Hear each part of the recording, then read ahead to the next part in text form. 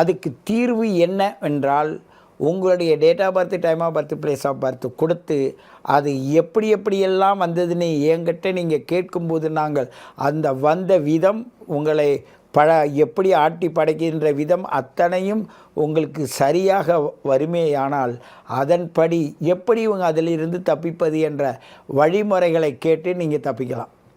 60% தான். 40% செய்தது தான்.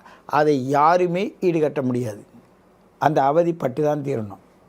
உங்களை பொறுத்தவரையும் நீங்கள் நல்லவர்கள், வல்லவர்கள், திறமசாலிகள், நினைத்ததை நடத்தி தீர்பவர்கள். சில சொற்கள் கடு சொல்லாக இருக்கும். அந்த சொல்லை அடுத்தவங்க கேட்க முடியாது.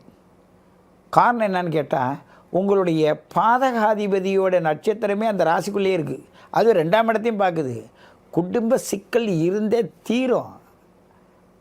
தாயாலேயோ, தாரத்தாலேயோ, மூத்த சகோதரர்களால், நிலத்தாலேயோ, கடன் கொடுக்கல் வாங்கலாலேயோ, இல்லை வேறொரு வீட்டின் மூலமாக பிறருக்கு கடன் கொடுத்ததன் மூலமாக பெண்களால் பிரச்சனையோ வந்தே தீரும்.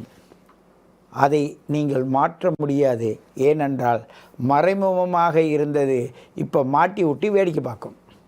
12ஆம் அதிபதி என்ன செஞ்சால் 6க்கு போனால், அப்போ 6, 8, 12ஆம் அதிபதிகள் ஒன்று சேர்ந்தால் இந்த ராஜ்யத்தை ஆளலாம்.